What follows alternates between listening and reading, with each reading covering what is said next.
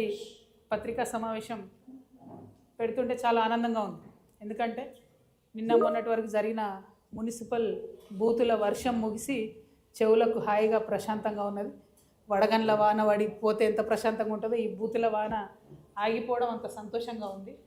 ఈ పార్టీ ఆ పార్టీ అని కాకుండా ప్రతి ఒక్కరు కూడా అసలు ఇష్యూస్ పక్కకు పెట్టి ఈ తూకిత్తా అంటే తూకిత్తా అనేటటువంటి ప్రయత్నం చేసి ప్రజల వాళ్ళ యొక్క దృష్టిని మరల్చే ప్రయత్నం చేశారు. నిజంగా ఈ ప్రచార సరళి వింటే నాకేమనిపించిందంటే సర్పంచ్ ఎన్నికలు లెక్క మున్సిపల్ ఎన్నికలు కూడా పార్టీ గుర్తు లేకుండా జరిగితే బాగుంటుందేమో.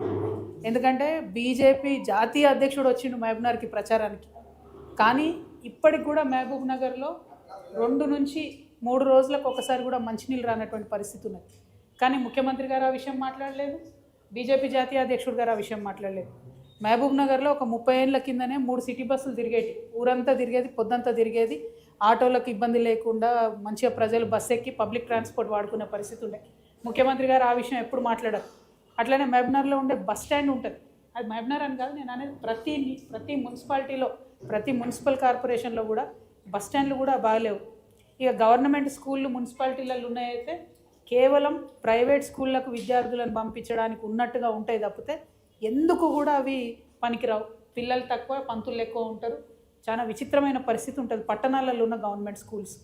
అదేవిధంగా బస్తీ దవాఖానాలు, వాటి మీద నేనైతే ముఖ్యమంత్రి గారు మున్సిపల్ మంత్రి అయినప్పటి నుంచి ఇప్పటి వరకు కూడా ఎన్నడూ బస్తీ దవాఖానాల మీద రివ్యూ చేసిన పాపన పోలేదు, కనపడలేదు.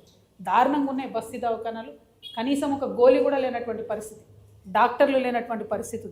ఆ ఇష్యూ మీద డిస్కషన్ జరగలేదు. అట్లనే అన్నిటికన్నా మేజర్ ఇష్యూ ఇవాళ డ్రైనేజ్ది. చెత్త గుట్టలుగా చెత్త పేరుకపోయింది ప్రతి మున్సిపాలిటీలో, ప్రతి మున్సిపల్ కార్పొరేషన్లో. దాని గురించి మాట్లాడాం. మేము ముఖ్యమంత్రి గారి సొంత జిల్లా ఆమన్గల్ పోతే పట్టణంలో చెత్త గుట్ట ఉన్నది, దాన్ని తీసేయమని ఆ ఎమ్మెల్యే గారు రిక్వెస్ట్ చేస్తున్నారు, మాలాంటి వాళ్ళం రిక్వెస్ట్ చేసినాం. ఇంతవరకు కనీసం పట్టణంలో పట్టింపు లేనటువంటి పరిస్థితి ఉంది.